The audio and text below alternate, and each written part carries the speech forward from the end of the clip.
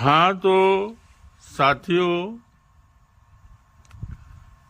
मैं एक विषय पर आप लोगों के साथ बात कर रहा था। वो विषय था एजुकेशन सिस्टम का, जो आजकल जो लागू है। तो इसी के ऊपर मेरा कुछ कहना था, इसीलिए मैंने ये वीडियो बनाया फिर से। जो पहला जो वीडियो था उसमें मैं बताया था कि पेरेंट्स लोग जो होते हैं एक अच्छा स्कूल देख के अपना जो बच्चा है, बच्चा को वहीं पे दाखिला देते हैं। तो एक स्कूल अच्छा है ये पेरेंट्स लोगों को मालूम होगा कैसे? तो निश्चित रूप से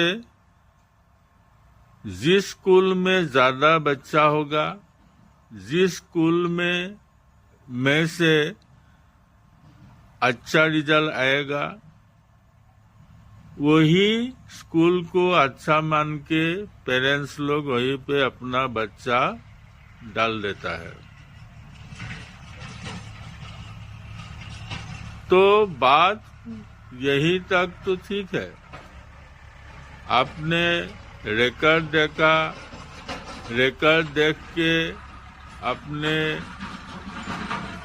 औलाद को वो स्कूल में दाखिला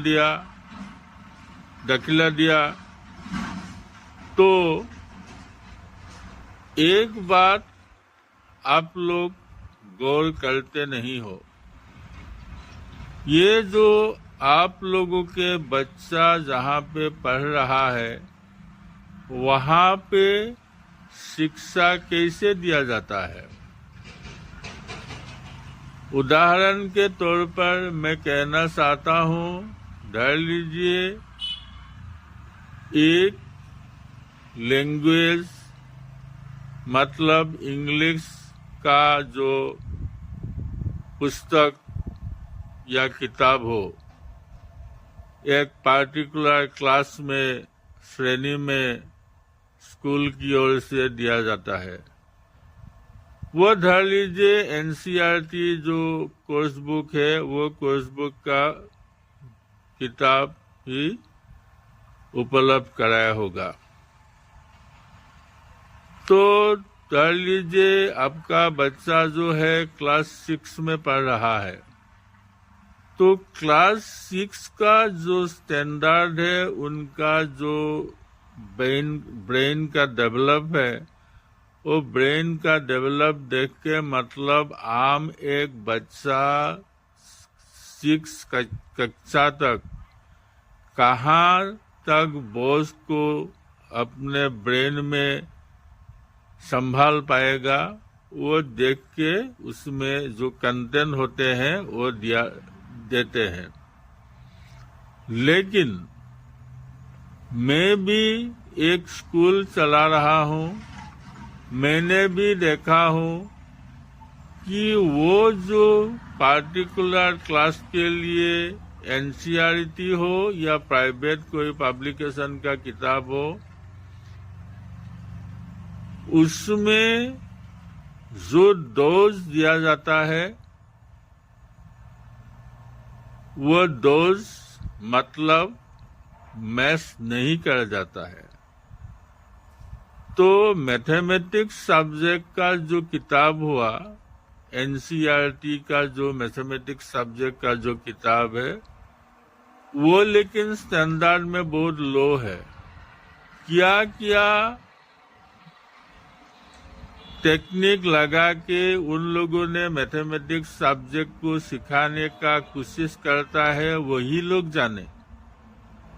क्योंकि जो प्राइवेट पब्लिशर होते हैं उन लोगों का किताब में एक सिस्टेमेटिक जो मैथमेटिक्स का जो प्रॉब्लम होते हैं वो सिस्टेमेटिक रूप से दिया जाता है, लेकिन एनसीईआरटी का जो बुक है उसमें एक नया उन लोगों का विचार है, वो विचार के ऊपर निर्भर करके वो लोग पुस्तक बना देता है। और जब टीचर अपने क्लास में स्टूडेंट को पढ़ाने जाता है तो वो किताब उनको अप टू 6 क्लास तक वो बकवासी लगता है। और ऊपर से जो प्राइवेट पब्लिशर्स का जो किताब है वो क्या होता है, बहुत हाई स्टैंडर्ड का होता है।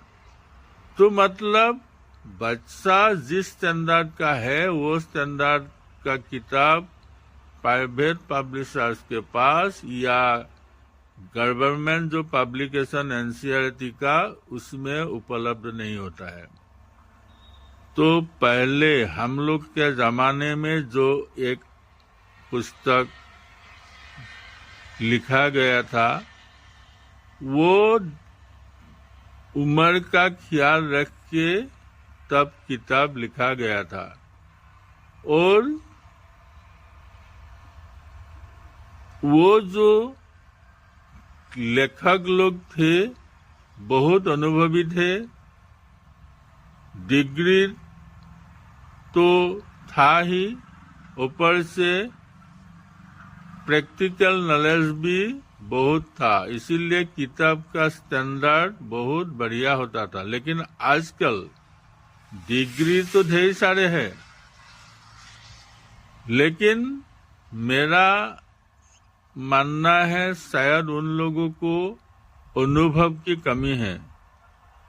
अनुभव की कमी मतलब एक स्कूल में, एक कॉलेज में जब पढ़ाएगा तो पढ़ाते पढ़ाते जब बच्चों के साथ में एक लगाव होगा तब उन लोगों को एक प्रैक्टिकल नॉलेज कायम होगा। नहीं तो डिग्री लेके सीधा कहीं नौकरी में लग के प्रैक्टिकल जो स्कूल का जो माहौल है, माहौल से बाहर होके अगर स्कूल का किताब लिखने जाएंगे तो वो किताब का मानदंड कैसे बढ़िया होगा। तो स्कूल में और क्या होते हैं, एक धर लीजिए मैं इंग्लिश का ही पहले जिक्र किया था, बाद में मैं मैथमेटिक्स में चलाया। मैं इंग्लिश में जाऊं तो इंग्लिश में जो लेसन को दिया जाता है, हर एक लेसन का एक अपना एक मतलब होता है। जे वो लेसन पढ़ने से बच्चा लोगों को, स्टूडेंट लोगों को इस विषय पर कुछ ज्ञान या जानकारी होगा। वो ज्ञान या जानकारी होने के लिए वो जो लेसन या पाठ को दिया जाता है उसको थ्रोली उन लोगों के साथ में डिस्कस करना चाहिए। तो क्या होता है, एक साल में अगर स्कूल का पूरा लिस्ट निकाला जाए स्कूल डेज का, मैंने खुद देखा है अगर बहुत बन को छोड़ देता है फिर भी दिन का हिसाब से 180 से 90 दिन तक ही एक साल में मिलता है। मतलब 365 दिन के बीच सिर्फ 180 से 90 दिन तक ही मिलता है। और वही जो दिन है उसमें क्या होता है, ये जो स्कूल का जो एक सालों का जो एक स्कूल वगैरह कोई फंक्शन वगैरह, कोई मान लीजिए सरस्वती पूजा हुआ, उसमें सैटरडे आएगा, हाफ क्लास होगा, कोई शोक मनाने के बजाय क्लास नहीं होगा। तो वही 180 से 90 दिन का भीतर में वो सब बात तो है ही। तो इतना कम समय में एक किताब को खत्म करने के लिए टीचर्स लोग को वही जो बात मैंने अभी बोला है, जो कि थ्रोली उनको पढ़ाना चाहिए। सभी जो बच्चा है वो रीडिंग दे पाता है कि नहीं, उनको देखना है। तो ये लोग ये सब कहाँ कर पाता है, और करने का उन लोग का कोई इरादा भी नहीं है। वो लोग क्या करता है, टीचर लोग पहले लेसन को अपने से रीडिंग दे देता है, बाद में तुरंत इसका जो एक्सरसाइज वगैरह आता है वो सब करा देता है। तो एक्सरसाइज वगैरह कराने के लिए आजकल गूगल सर्च करो, AI सर्च करो, नहीं तो बाजार से कोई आंसर बुक खरीद लो, वो देख के इसको तैयार करो और फिर जाके स्कूल में बच्चों लोगों को दे दो। तो ये जो कारोबार है, ये कारोबार करने से उन लोगों का जो एक अपने से कुछ चीज को बनाने का जो एक मतलब स्वकीय जो सेल्फ जो एक मतलब उसका होना चाहिए, वो होता नहीं है। तो वो जो पैरट लर्निंग आप लोग कहते हैं, जो टीचर्स लोग क्वेश्चन वगैरह रेडी कर देते हैं, वही प्रैक्टिस करके एग्जाम में बैठ जाता है, तो क्या होता है, वो लिख के फिर अच्छा खासा नंबर ले लेता है। तो ये बोर्ड का एग्जाम होने से भी वही हाल है, क्योंकि ये जो टीचर्स लोग हैं, कोई साल का क्वेश्चन पेपर निकाल के वो क्वेश्चन को प्रैक्टिस कराएगा, और क्वेश्चन जो बनाते हैं वही लोग तो वही बात को दोहराते हैं, क्योंकि 5.5 साल के भीतर में क्वेश्चन को अल्टर करके दिया जाता है। क्योंकि जब क्वेश्चन पेपर रेडी करने के लिए जब टीचर लोग इकट्ठा होगा, तो उन लोगों का अपना घर गृहस्थी का दायित्व भी साथ में पालन करना है। इसीलिए कोई नया जो एक तरीका अपनाने का उन लोगों के पास में समय है ही नहीं और इरादा भी है ही नहीं। तो उन लोगों ने वही क्वेश्चन पेपर को इधर उधर करके दोबारा क्वेश्चन पेपर को छाप देता है। तो इसीलिए मतलब 5.5 साल का क्वेश्चन पेपर लेके उन लोगों को ऐसे प्रैक्टिस कराता है, तो परीक्षा में अच्छा खासा रिजल्ट आ जाता है। तो ये जो बच्चा लोग बाद में जाके कुछ काम में जब जुट जाएगा, तो उनका अपना जो निजी जो ज्ञान है वो ज्ञान उभर के कहाँ से आएगा, क्योंकि वो तो स्कूल में हो या कॉलेज में हो उन्होंने प्रैक्टिस किया ही नहीं।